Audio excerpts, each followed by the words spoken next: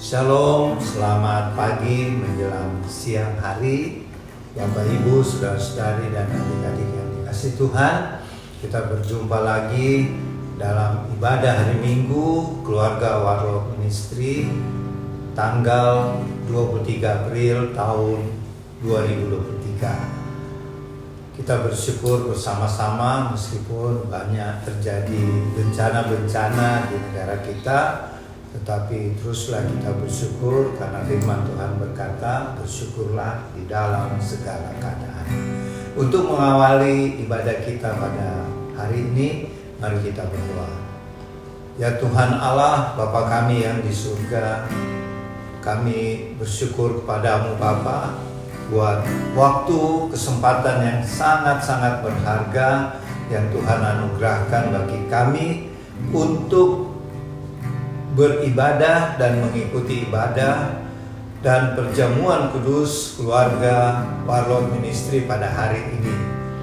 Untuk itu Tuhan, kami mohon hadirlah di tempat tinggal masing-masing Bapak Ibu, saudara-saudari dan adik-adik yang mengikuti ibadah ini, dan hadirlah juga di Tabernacle House of Warlock di Sentul City, tempat kami menyelenggarakan ibadah ini. Dari awal, pertengahan sampai selesai ibadah perjamuan kudus ini, kiranya Allah Roh Kudus yang memimpin kami. Di dalam nama Tuhan Yesus yang mengajar, kami berdoa bersama-sama. Bapa kami yang di sorga, dikuduskanlah namamu. Datanglah kerajaanmu, jadilah kehendakmu di bumi seperti di sorga.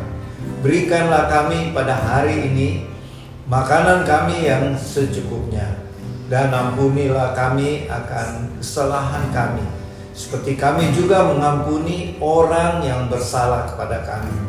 Dan janganlah membawa kami ke dalam pencobaan, tetapi lepaskanlah kami dari segala yang jahat. Karena Engkaulah yang mempunyai kerajaan dan kuasa dan kemuliaan. Dalam nama Tuhan Yesus, amin.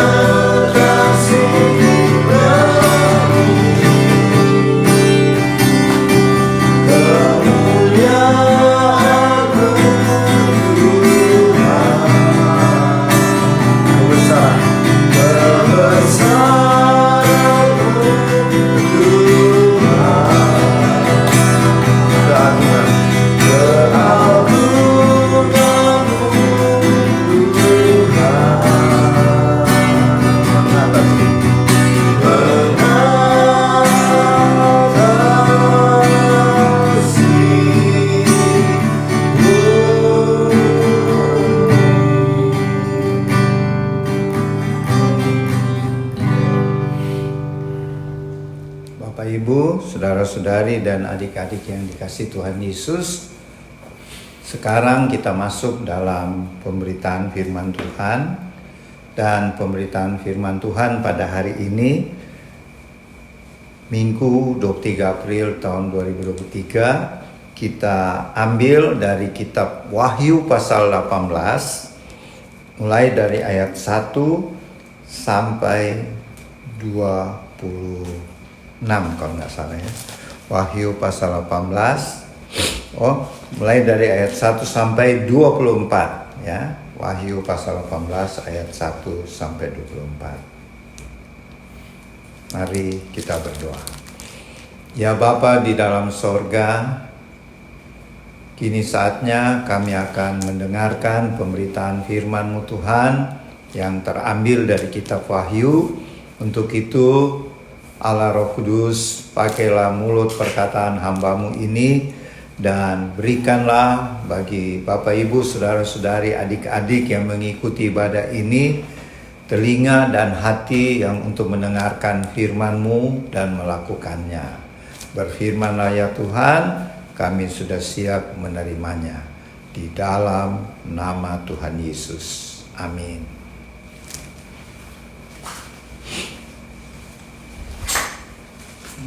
Wahyu pasal 18 ayat 1 sampai 24. Kemudian daripada itu aku melihat seorang malaikat lain turun dari sorga. Ia mempunyai kekuasaan besar dan bumi menjadi terang oleh kemuliaannya. Dan ia berseru dengan suara yang kuat, katanya, sudah rubuh Babel, kota besar itu, dan ia telah menjadi tempat kediaman roh-roh jahat. Dan tempat bersembunyi semua roh najis, dan tempat bersembunyi segala burung yang najis dan yang dibenci. Karena semua bangsa telah minum dari anggur hawa nafsu cabulnya, dan raja-raja di bumi telah berbuat cabul dengan dia, dan pedagang-pedagang di bumi telah menjadi kaya oleh kelimpahan hawa nafsunya. Lalu aku mendengar suara lain dari sorga berkata, pergilah kamu, hai umatku, pergilah daripadanya, supaya kamu jangan mengambil bagian dalam dosa-dosanya, dan supaya kamu jangan turut ditimpa malapetaka-malapetakanya. Sebab dosa-dosanya telah bertimbun-timbun sampai ke langit, dan Allah telah mengingat segala kejahatannya. Balaskanlah kepadanya, sama seperti dia juga membalaskan, dan berikanlah kepadanya 2 kali lipat menurut pekerjaannya, campurkanlah baginya 2 kali lipat di dalam cawan pencampurannya. Berikanlah kepadanya siksaan dan perkabungan, sebanyak kemuliaan dan kemewahan yang telah ia nikmati. Sebab ia berkata di dalam hatinya, aku bertahta seperti ratu, aku bukan janda, dan aku tidak akan pernah berkabung. Sebab itu segala malapetakanya akan datang dalam 1 hari, yaitu sampar dan perkabungan dan kelaparan. Dan ia akan dibakar dengan api, karena Tuhan Allah yang menghakimi dia adalah kuat. Dan raja-raja di bumi yang telah berbuat cabul dan hidup dalam kelimpahan dengan dia, akan menangisi dan meratapinya apabila mereka melihat asap api yang membakarnya. Mereka akan berdiri jauh-jauh karena takut akan siksaannya, dan mereka akan berkata, celaka, celaka engkau, hai kota yang besar, Babel, hai kota yang kuat, sebab dalam 1 jam saja sudah berlangsung penghakimanmu. Dan pedagang-pedagang di bumi menangis dan berkabung karena dia, sebab tidak ada orang lagi yang membeli barang-barang mereka, yaitu barang-barang dagangan dari emas dan perak, permata dan mutiara, dari lenan halus dan kain ungu, dari sutra dan kain kirmisi, pelbagai jenis barang dari kayu yang harum baunya, pelbagai jenis barang dari gading, pelbagai jenis barang dari kayu yang mahal, dari tembaga, besi dan pualam, kulit manis dan rempah-rempah, wangi-wangian, mur dan kemenyan, anggur, minyak, tepung halus dan gandum, lembu sapi, domba, kuda dan kereta, budak dan bahkan nyawa manusia. Dan mereka akan berkata, sudah lenyap buah-buahan yang diingini hatimu, dan segala yang mewah dan indah telah hilang daripadamu dan tidak akan ditemukan lagi. Mereka yang memperdagangkan barang-barang itu yang telah menjadi kaya oleh dia akan berdiri jauh-jauh karena takut akan siksaannya, dan sambil menangis dan meratap mereka berkata, celaka, celaka, kota besar yang berpakaian lenan halus dan kain ungu dan kain kirmisi dan yang dihiasi dengan emas dan permata dan mutiara, sebab dalam 1 jam saja kekayaan sebanyak itu sudah binasa. Dan setiap nahkoda dan pelayar dan anak-anak kapal dan semua orang yang mata pencahariannya di laut berdiri jauh-jauh dan berseru ketika mereka melihat asap api yang membakarnya, katanya, kota manakah yang sama dengan kota besar ini? Dan mereka menghamburkan debu ke atas kepala mereka dan berseru sambil menangis dan meratap, katanya, celaka, celaka kota besar yang olehnya semua orang yang mempunyai kapal di laut telah menjadi kaya oleh barangnya yang mahal. Sebab dalam 1 jam saja ia sudah binasa. Bersukacitalah atas dia, hai sorga, dan kamu, hai orang-orang kudus, rasul-rasul dan nabi-nabi, karena Allah telah menjatuhkan hukuman atas dia karena kamu. Dan seorang malaikat yang kuat mengangkat sebuah batu sebesar batu kilangan, lalu melemparkannya ke dalam laut, katanya, demikianlah Babel, kota besar itu akan dilemparkan dengan keras ke bawah dan ia tidak akan ditemukan lagi. Dan suara pemain-pemain kecapi dan penyanyi-penyanyi dan peniup-peniup seruling dan sangkakala tidak akan kedengaran lagi di dalammu. Dan seorang yang ahli dalam sesuatu kesenian tidak akan ditemukan lagi di dalammu, dan suara kilangan tidak akan kedengaran lagi di dalammu. Dan cahaya lampu tidak akan bersinar lagi di dalammu, dan suara mempelai laki-laki dan pengantin perempuan tidak akan kedengaran lagi di dalammu. Karena pedagang-pedagangmu adalah pembesar-pembesar di bumi, oleh ilmu sihirmu semua bangsa disesatkan. Dan di dalamnya terdapat darah nabi-nabi dan orang-orang kudus, dan darah semua orang yang dibunuh di bumi. Amin. Bapak Ibu, saudara-saudari, adik-adik yang dikasihi Tuhan, kalau pada beberapa minggu ya, bahkan bulan yang telah berlalu, kitab Wahyu yang kita bahas dari Wahyu pasal 17 yang lalu ya, itu di tanggal 26 Maret 2023. Jadi sudah hampir 1 bulan, dan kita kembali lagi hari ini bahas tentang kitab Wahyu di pasal 18. Jadi lanjutan. Kalau di pasal 17 di situ dikatakan di Alkitab tentang kehancuran Babel ya, bahwa penghakiman atas Babel di kitab Wahyu 17 ayat 1 sampai 18. Dan yang hari ini kita bahas jatuhnya Babel. Jadi sudah hancur, dihakimi oleh Tuhan, dan dia betul-betul jatuh dan tidak muncul-muncul lagi. Nah, yang perlu kita kembali ingatan kita, apa itu Babel? Babel itu kalau di pasal 17 dan pasal-pasal lain dari kitab Wahyu dikatakan berbentuk diibaratkan sebagai seorang wanita pelacur. Dan di pasal 17 ayat 18 dikatakan kota besar. Jadi intinya Babel itu adalah gambaran Babel di perjanjian lama ya. Di perjanjian lama itu kerajaan Babel itu didirikan oleh seorang yang bernama Nimrod. Nimrod itu adalah seorang pemberontak ya. Dia menyembah iblis sehingga dia berontak kepada Tuhan, dan dia membuat menara Babel dengan tujuan dia mau mengagungkan dirinya, dia katakan dirinya seperti Tuhan. Itulah Nimrod. Asal mulanya kata Babel ya.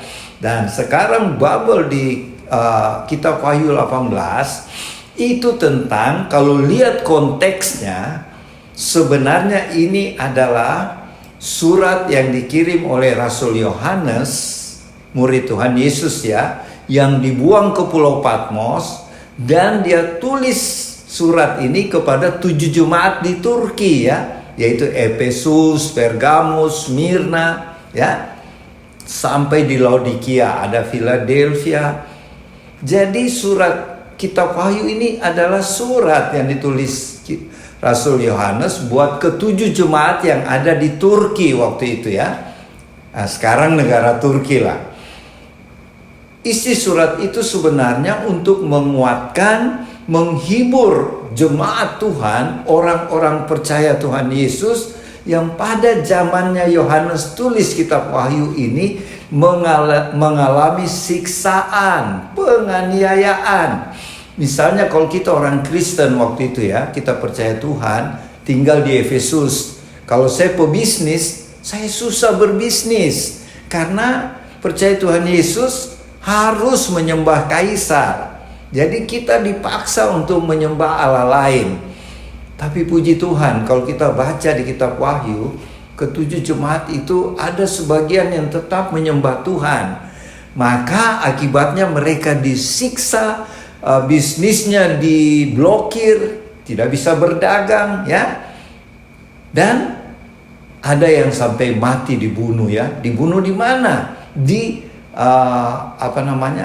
Akropolis, yaitu satu tempat di daerah Efesus kalau tidak salah. Itu orang-orang Kristen itu diadu dengan singa, diadu dengan gladiator ya. Jadi orang-orang percaya zaman kitab Wahyu ini ditulis sangat menderita.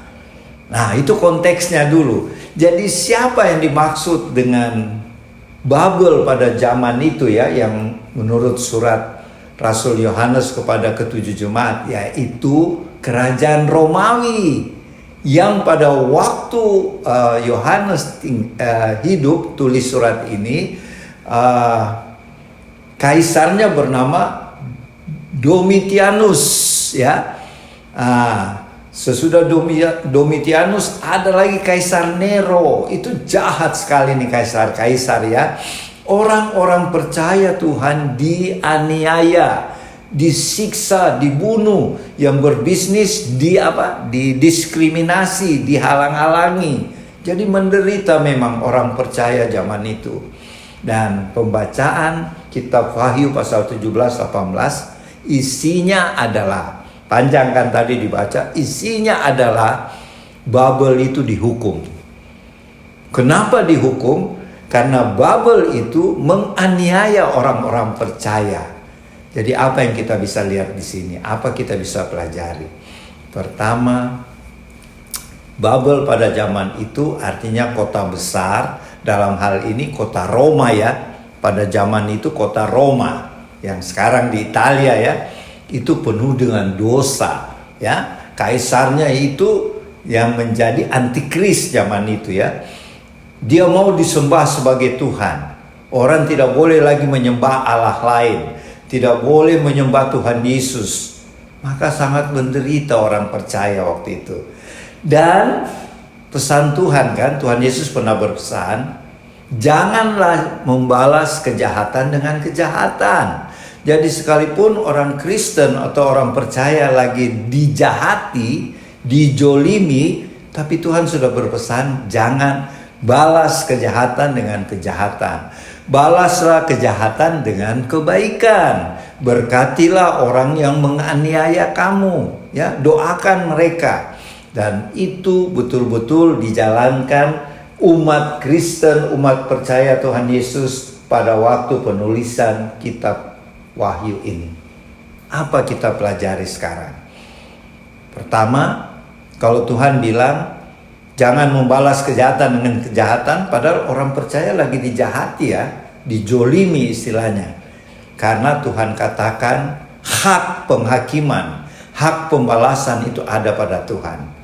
Nah, cerita dari Wahyu 17 dengan Wahyu 18, inilah saatnya Tuhan membalas sakit hati orang percaya yang dijahati pada waktu itu. Inilah. Dan ada firman berkata, lebih baik jatuh di dalam tangan Tuhan, tetapi jangan sampai dihakimi oleh Tuhan. Kalau sampai kita dihakimi, dihukum oleh Tuhan, ngeri benar, sangat ngeri. Itu ada di kitab Ibrani ya, di Perjanjian Baru. Jadi Bapak Ibu, kesimpulannya di sini kita baca bagaimana Babel itu sebenarnya satu tempat, lokasi di mana orang-orang yang hidup di Babel itu, lokasi itu dalam hal ini kota Roma zaman itu ya. Kalau di zaman sekarang ada, yaitu negara-negara yang tidak mau percaya Tuhan Yesus, atau negara itu umatnya percaya Tuhan tetapi mendua, percaya Tuhan Yesus tapi tidak sungguh-sungguh. Contoh, ada satu negara banyak umat Kristen, tetapi mereka membolehkan pemberkatan nikah LGBT sesama jenis. Itu sama dengan penyembahan berhala ya. Ya, sama. Kalau kita baca di Kolose 3 ayat 5 sampai 6, di situ dikatakan percabulan, perzinahan, cinta akan harta, itu termasuk penyembahan berhala. Jadi kalau ada orang Kristen bilang, Opa, Oma Palar, saya tidak menyembah berhala, saya tidak okultisme. Tapi kalau kita baca Kolose pasal 3 ayat 5-6, kalau kita tamak akan harta dunia, kita melakukan hal-hal yang bertentangan dengan firman Tuhan, itu sama dengan penyembahan berhala, dan itu akan dihukum oleh Tuhan. Makanya Opa dan Oma dan teman-teman Warlot diberikan tugas oleh Tuhan untuk melakukan doa-doa pelepasan. Karena orang kira kalau doa pelepasan itu hanya setan-setan, bukan. Melakukan saja perzinahan, korupsi dan lain-lain kejahatan di mata Tuhan itu sama dengan penyembahan berhala. Maka teman-teman Warlot sekarang sudah paham ya, kalau Opa dengan Oma atau kita melakukan doa pelepasan bukan saja menyangkut okultisme ya, tetapi termasuk semua kejahatan, semua dosa, karena di mata Tuhan itu penyembahan berhala. Ya, berarti sama dengan okultisme di mata Tuhan ya. Jadi pelajaran yang kita dapat di kitab Wahyu, baik pada pasal 17 pada tanggal 26 Maret yang lalu dan pada hari ini Wahyu 18, satu, kita tidak usah balas kejahatan. Orang berbuat jahat kepada kita balas saja dengan kebaikan. Sebab hak pembalasan ada pada Tuhan. Buktinya Babel dihukum karena tadinya mereka membuat orang percaya menderita ya, bahkan dibunuh. Nah sekaranglah waktunya Tuhan membalas. Dan kalau Tuhan membalas, akibatnya raja-raja, pemerintah-pemerintah di bumi semua meratap, menangis. Karena melihat kehancuran Babel ya. Terus pedagang-pedagang ya. Terus yang ketiga apa ya? Raja-raja, pedagang-pedagang, pelaut-pelaut, kapal-kapal. Karena itu berhubungan dengan Babel ya. Perdagangan, bisnis mereka rugi. Jadi mereka menangis ketika melihat Babel dihancurkan oleh Tuhan sebagai hukuman Tuhan karena mereka menganiaya, membunuh pengikut-pengikut Tuhan Yesus. Jadi pelajaran buat kita, mari kita maju terus melayani Tuhan, melayani sesama, bersaksi tentang Injil Kristus supaya sebelum Tuhan Yesus datang banyak lutut akan bertelut, banyak lidah akan mengaku Yesus Kristus adalah Tuhan, sehingga banyak yang akan mengalami pengangkatan. Semoga firman tentang kejatuhan Babel ini menjadi pelajaran buat kita, karena ada pesan Tuhan terakhir ini ya, di Wahyu pasal 18 tadi pada ayat keempat. Ini pesan Tuhan buat orang percaya termasuk kita. Pergilah kamu hai umatku, jadi termasuk kita ya. Pergilah daripada Babel, tinggalkan Babel supaya kamu jangan mengambil bagian dalam dosa-dosa mereka. Itu Wahyu 18 ayat 4, artinya pesan Tuhan. Memang ini Babel kejadian zamannya Yohanes, tetapi di akhir zaman muncul juga Babel ini, yaitu pemerintahan orang-orang yang percaya Tuhan Yesus tapi melakukan dosa-dosa, melakukan penyembahan berhala. kita jangan masuk ke dalamnya. Itu Tuhan bilang, pergi, tinggalkan. Artinya kita harus hidup kudus, hidup benar, harus tinggalkan kehidupan duniawi. Karena itu dibenci oleh Tuhan ya. Semoga firman Tuhan pada hari ini dapat menjadi kekuatan, pedoman bagi kita warlot untuk tetap semangat melayani Tuhan sesama sebelum Tuhan Yesus datang kembali. Terima kasih, Tuhan Yesus memberkati. Shalom. Selamat siang Bapak Ibu, saudara-saudari, teman-teman tim warlot di rumah. Kita jumpa lagi pada siang ini. Saya melanjutkan sedikit apa yang Opa katakan tadi di dalam firman-Nya Wahyu 18 ayat 1 dengan sampai 24. Ya, saya ringkas saja bahwa di situ dikatakan bagaimana Tuhan menghukum Babel. Di sini saya mau katakan bahwa Babel adalah itu mewakili dunia ini. Ya, di situ apa dunia itu, kita harus tahu dunia ini sudah dikutuk. Ya. Jadi semua kejahatan mengenai kutuk itu dosa, apa yang diperbuat oleh dunia itu diwakili pada Wahyu 18 ini adalah Babel. Tadi Opa sudah terangkan Babel. Kata Babel, kenapa mewakili kata Babel? Karena pada firman Tuhan di Perjanjian Lama, bagaimana cerita Babel, saya tidak ulangi, dan Opa juga sudah katakan bahwa itulah Babel yang mau menyaingi Tuhan, yang didirikan kota Babel di Perjanjian Lama dilakukan oleh seorang yang bernama Nimrod. Nah, apa yang dia buat itu dasarnya melawan Tuhan. Dan itu sampai hari ini, sampai dituliskan Wahyu yang kita baca hari ini, itulah dunia dengan segala kejahatannya. Ya, saya tidak ulangi, pasti semua sudah lihat. Tetapi kalau disimpulkan, kejahatan itu adalah paling banyak perekonomian. Jatuhnya Babel di Wahyu 18 ini secara kedudukan, kalau kita baca, sudah tidak ada. Karena Tuhan sudah mengambil alih, mengambil otoritasnya, mengatur, merancangkan kejatuhan itu. Jadi ayat 18 ini kita harus mengerti bahwa kedudukan Babel itu sudah tidak ada. Tetapi yang dibicarakan di situ, saya ambil kesimpulan bahwa semua mengenai perekonomian. Mereka mau mengangkat perekonomian untuk kembalikan kedudukan mereka. Tetapi ini sudah otoritas Tuhan yang merancangkan. Tidak ada satu tangan pun manusia atau iblis yang merancangkan kejatuhan ini. Itu dulu yang kita harus mengerti. Jadi Tuhan mengatur akhir zaman dengan segala apa yang terjadi, apa yang Tuhan rancangkan, bukan manusia, bukan iblis. Itu otoritas Tuhan menyatakan pada dunia.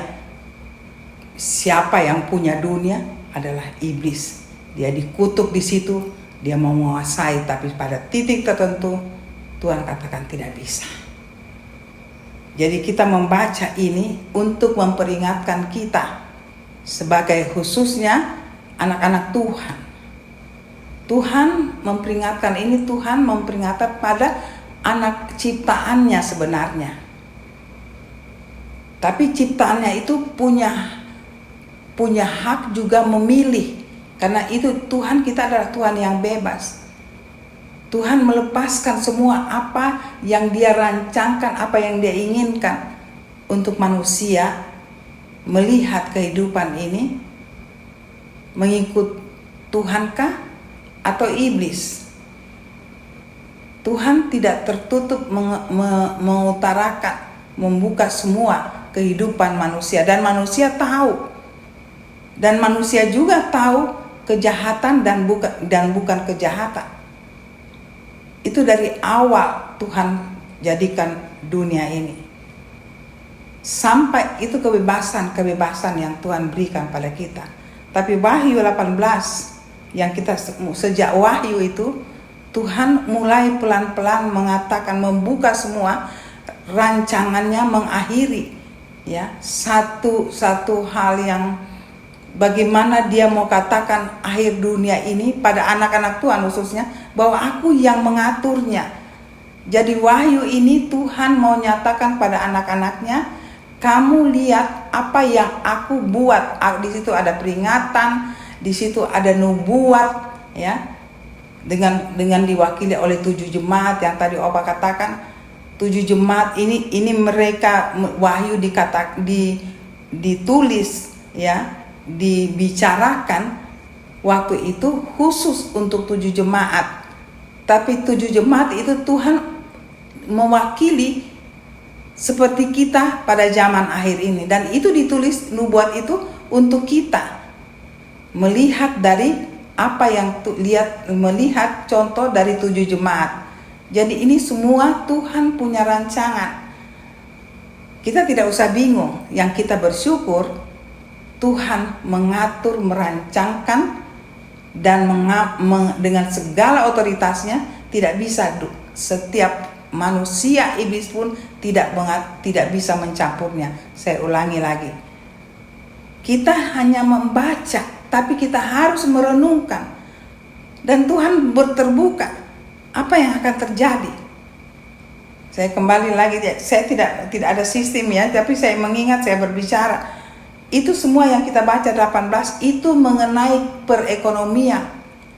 Jadi kita berusaha apapun, kalau tidak bersama Tuhan tidak ada apa-apanya. Karena pada akhir dunia ini semua akan hancur. Tuhan yang mengambil alih. Dan itu tadi Tuhan di firman itu Tuhan katakan lari ya, jangan bersama mereka. Di sini Tuhan juga sudah peringatkan. Dengan kata lain, kejatuhan itu sudah aku rancangkan. Ini Babel yang mewakili iblis yang mengatur dunia ini. Tuhan katakan, saya yang berotoritas, mereka tidak bisa apa-apa. Semua kehancuran sudah ada di tanganku. Tetapi dia peringatkan pada anak-anaknya, jangan kamu ada di situ. Ya, ada juga orang yang sudah tahu, melihat mereka melakukan baik-baik seperti firman tadi. Ya, mungkin saya sedikit renungkan, mereka belum mengenal Tuhan, mereka mencari hidup. Ya, mereka tidak tahu. Tapi di sini dikatakan Tuhan memperingatkan untuk anak-anaknya, jangan lari jauh-jauh, jangan kamu masuk di dalam rancangan iblis. Nah, menjadi pekerjaan rumah untuk kita kalau kita baca. Kalau orang yang baik tapi belum mengenal Tuhan, mereka hidup berusaha baik-baik. Itu di situ ada kata mereka meratapi, ya, mereka menangis melihat kehancuran, ya. Tapi mereka tidak menyadari mungkin bahwa mereka ada di dalam, mereka hanya tahu mencari hidup.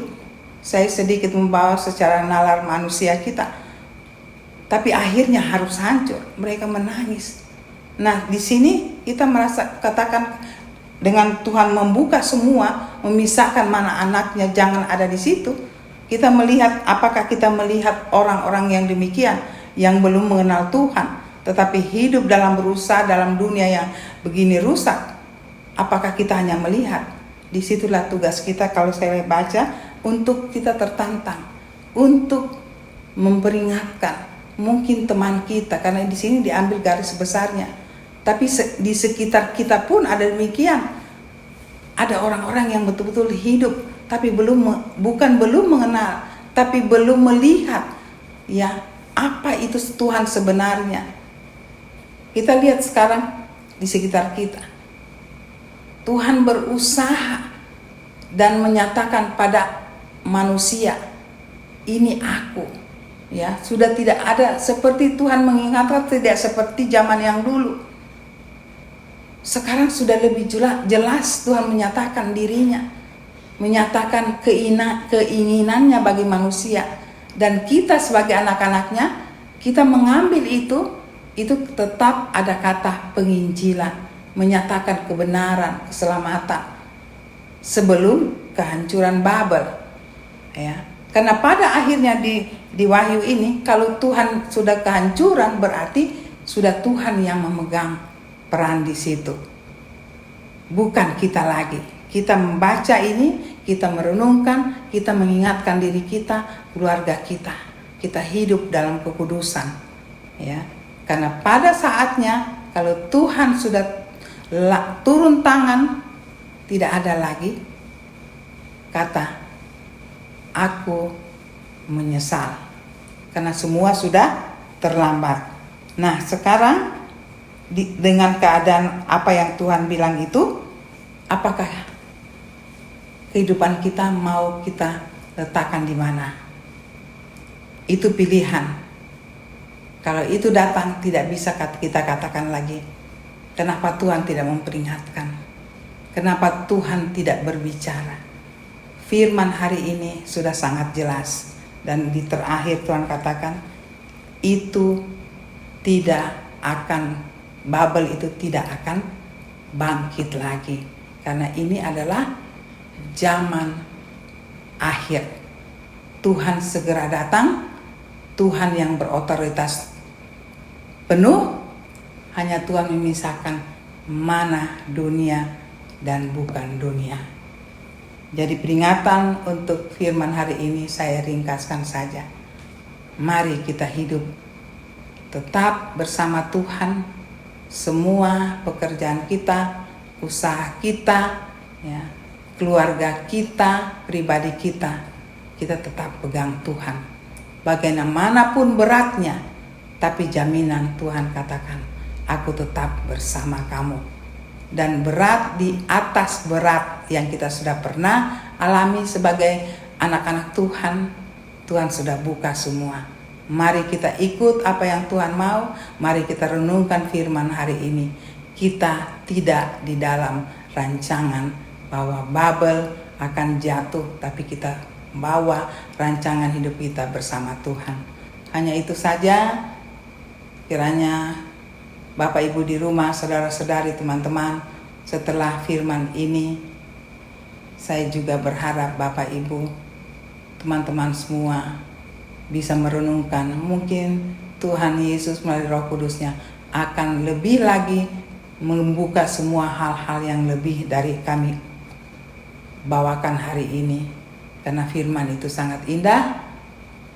Tiap orang yang mau mencari, Tuhan akan menemukan apa arti hidup ini sebenarnya di dalam tangannya. Tuhan memberkati, sampai kita berjumpa minggu depan. Maranatha. Amin. Bapak Ibu, saudara-saudari dan adik-adik yang dikasihi Tuhan, setelah pemberitaan firman Tuhan tadi mengenai kehancuran Babel, dihukum oleh Tuhan karena dosa-dosa mereka, dan sekarang kita sebagai umat Tuhan di akhir zaman melakukan perintah Tuhan, yaitu melaksanakan perjamuan kudus. Untuk itu mari kita berdoa. Ya Bapa di surga, terima kasih buat firman-Mu tadi yang sudah diberitakan. Jadikanlah kami ya Allah Roh Kudus menjadi pelaku-pelaku firman, bukan hanya mendengar saja, supaya kami bisa memberitakan Injil Kristus di mana saja dan kapan saja kami ada. Terima kasih Tuhan. Sekarang kami mau melakukan perjamuan kudus karena itu adalah perintah-Mu, dan untuk itu kami mohon ampunilah dosa salah kami dan sucikanlah kami dengan kuasa darah Anak Domba Allah. Layakkan kami untuk menerima hosti dan anggur yang kami percaya adalah persekutuan dengan tubuh dan darah-Mu yang kudus. Terima kasih Tuhan. di dalam nama Tuhan Yesus. Amin. Segala bangsa sujud kepadamu, sebab Kau Allah yang kudus, layak disembah. Layaklah segala bangsa sujud kepadamu,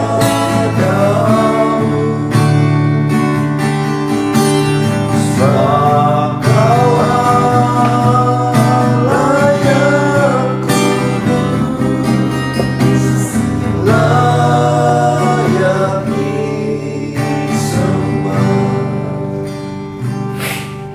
Oke, Bapak Ibu, saudara-saudari dan adik-adik yang dikasihi Tuhan, setelah menerima hosti dan anggur, mungkin hostinya ada firman Tuhan ya. Kalau ada silakan dibaca, dan kami juga di House of Warlord Sentul City akan membaca. Dan firman yang kita baca ini adalah pesan Tuhan buat kita semua, khusus bagi teman-teman Warlord dan keluarga. Silakan dibaca masing-masing ya. Roma 4 ayat 7.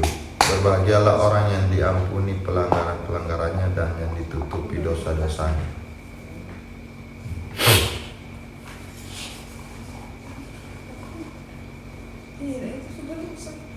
Oh, pecah, ganti ya. Ganti ya.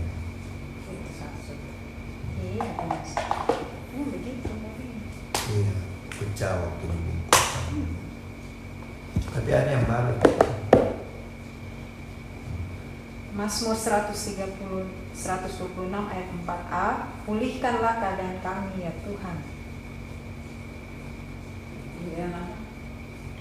Berbahagialah orang yang diampuni dosa-dosa.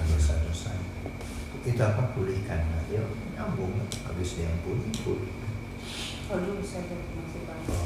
Oke, Bapak punya Roma 8 ayat 1. Ada nyambung nih.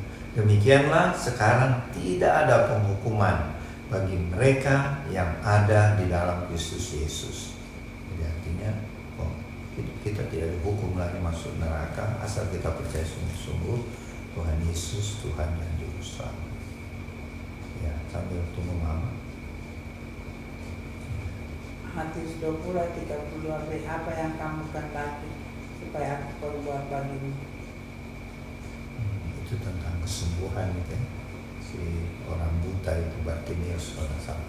Jadi teman-teman Warlord, ini pesan Tuhan ya. Pertama Tuhan mengatakan berbahagialah orang yang dipulihkan, diampuni ya, dosa-dosanya. Jadi gini ya, dunia sekarang sudah penuh dengan kejahatan dan dosa. Itulah tugas kita Warlord untuk mengingatkan mereka dan juga diri kita supaya setiap hari hidup dalam pertobatan ya. Pak Niko Nyoto Raharjo, pastor senior bilang, dia saja tiap hari bertobat. Padahal dia punya kehidupan rohani sudah tinggi ya. Itu kesaksiannya Pak Niko, apalagi kita ya. Jadi mari teman-teman, hiduplah dalam pertobatan setiap hari sehingga kita akan berkenan di mata Tuhan ya. Kedua, apa tadi Gini? Pulihkan ya. Pulihkanlah keadaan kami. Ya, setelah kita bertobat, maka Tuhan akan memulihkan keadaan kita. Misalnya kita yang lagi sakit pasti disembuhkan. Kita dalam masalah problem apapun, termasuk masalah keluarga, keuangan, pasti Tuhan tolong. Itu maksudnya dipulihkan. Terus di mana tadi apa? Nah, Tuhan tanya kepada Bartimeus kalau tidak salah yang buta, apa yang aku perbuat untuk kau kehendaki? Si Bartimeus bilang, saya mau celik mataku. Jadi gini, setelah kita diampuni, kita bertobat, apapun masalah kita, penyakitkah, masalah keuangan, masalah keluarga, masalah pelayanan, Tuhan pasti berikan jalan keluar, berikan kesembuhan. Itulah sebabnya yang terakhir Roma 8 ayat 1 Rasul Paulus bilang kepada jemaat di Roma, kalau kita sungguh-sungguh percaya Tuhan Yesus, kita tidak akan dihukum, kita tidak akan masuk neraka. Tapi maksudnya sungguh-sungguh ya, bukan setengah-setengah, sambil percaya tapi menyembah berhala. Itu bahaya ya. Itu yang terjadi di Babel ya, di firman Tuhan tadi. Oke, jadi teman-teman Warlot, mari kita tetap semangat melayani Tuhan, mengingatkan sesama kita bahwa Babel jangan terjadi pada generasi kita ya, jangan terjadi.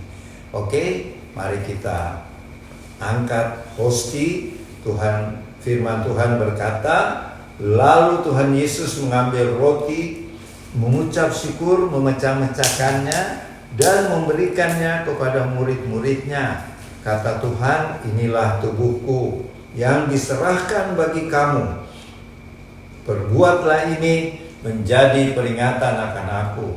Mari kita sambut dengan ucapkan sama-sama, terima kasih Tuhan Yesus atas pengorbananmu sebagai anak domba Allah di atas kayu salib di Bukit Golgota, yang telah menganugerahkan kepada kami keselamatan, hidup yang kekal.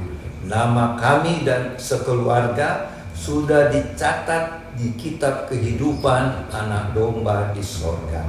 Terima kasih Tuhan, kami terima hosti ini yang adalah persekutuan dengan tubuh-Mu di dalam nama Tuhan Yesus. Silakan makan dengan imannya.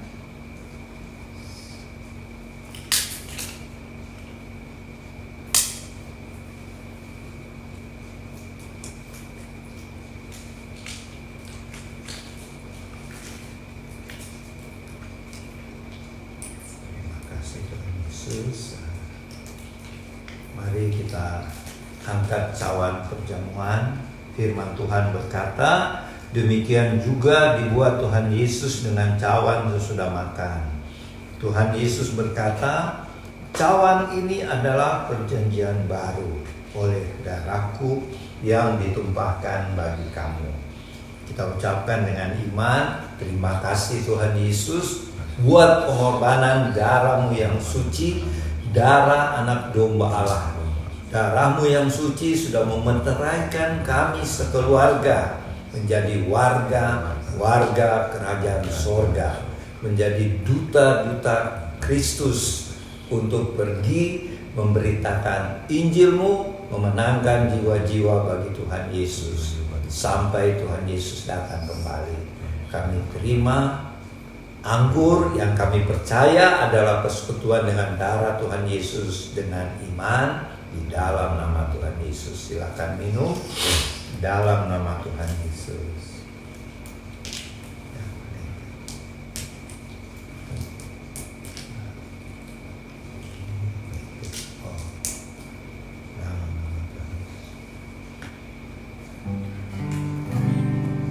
Marilah kita mengucap syukur dengan memuji Tuhan.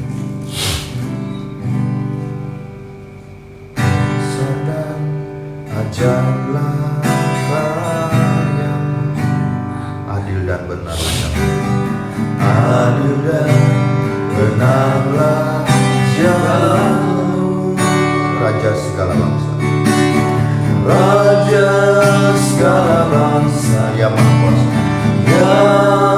Maha Kuasa, yang Maha Kuasa, mulia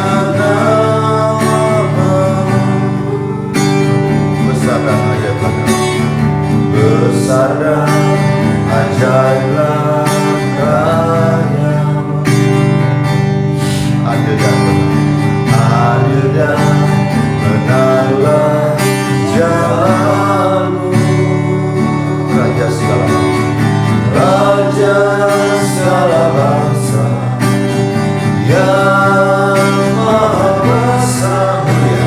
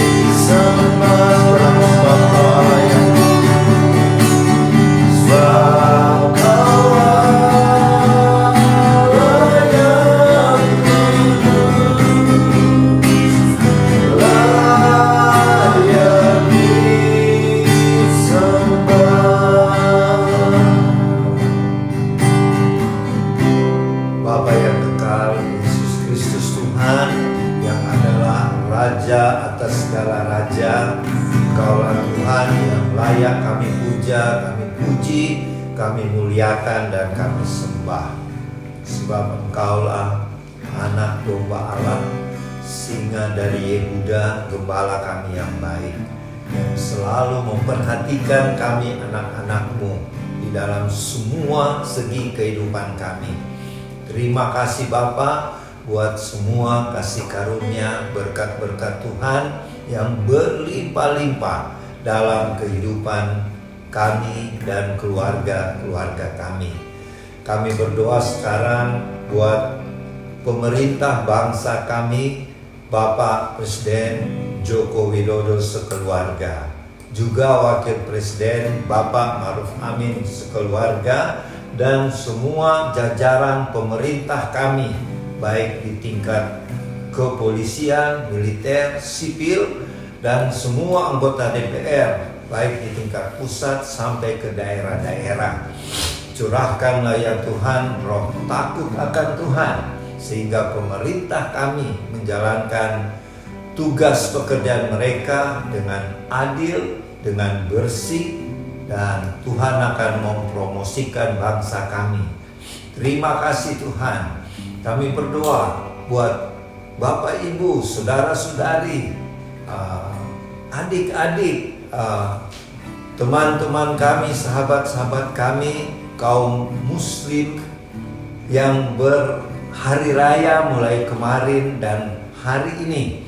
Kiranya Tuhan memberkati mereka semua, dan kami bersyukur Tuhan karena kami bisa hidup saling menghormati, saling mengasihi, sehingga terjadi kerukunan hidup beragama di bangsa kami karena tangan Tuhan yang selalu memberkati, melindungi dan memelihara kami.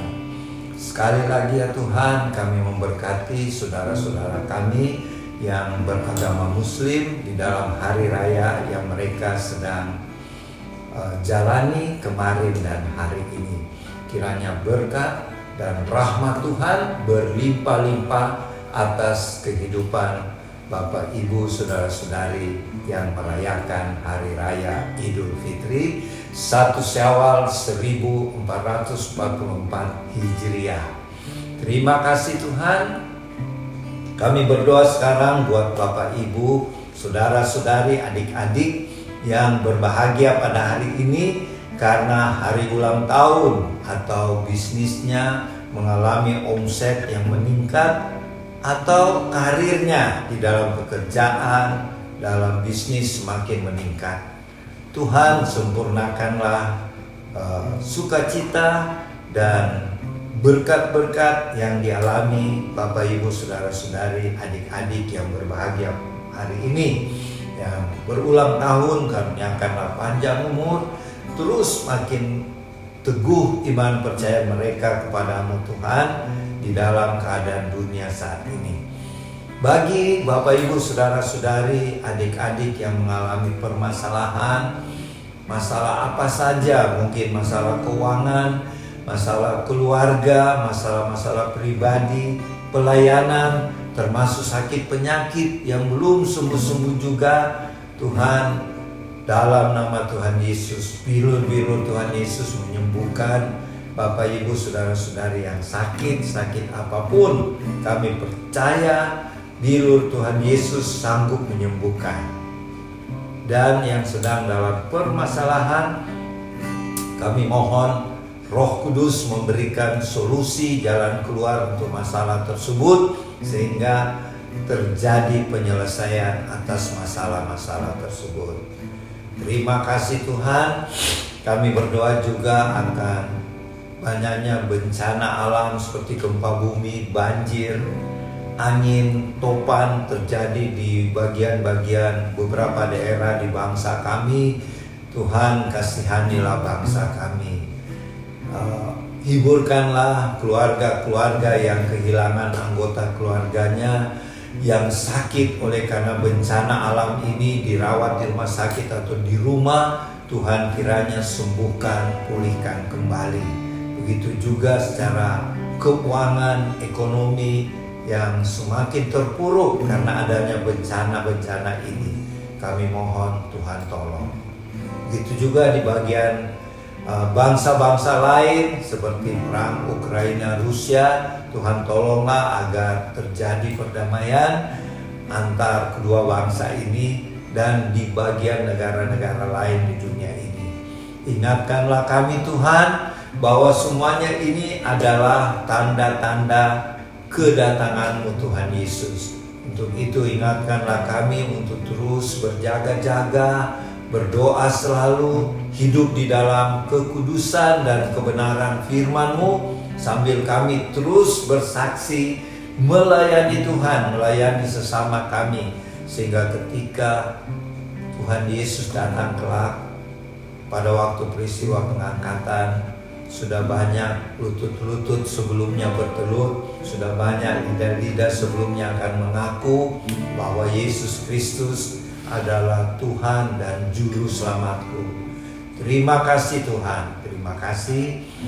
Sebelum kami mengakhiri ibadah ini Tuhan, kami mau menerima berkat daripada-Mu. Kiranya berkat-berkat dari Allah Bapa yang berlimpah-limpah melalui anaknya Yesus Kristus Tuhan kita dan persekutuan dengan Allah Roh Kudus menyertai Bapak Ibu, saudara-saudari, adik-adik dengan keluarga masing-masing dan menyertai kami yang ada di Sentul City. Di dalam nama Tuhan Yesus, amin. Terima kasih, ibadah perjamuan kudus keluarga Warlock ini sehari ini sudah selesai. Sampai jumpa di minggu depan di awal bulan Mei ya, bulan Mei, atau masih ada lagi tanggal 30 ya, 30 April. Sampai jumpa minggu depan ya. Tuhan Yesus memberkati. Shalom.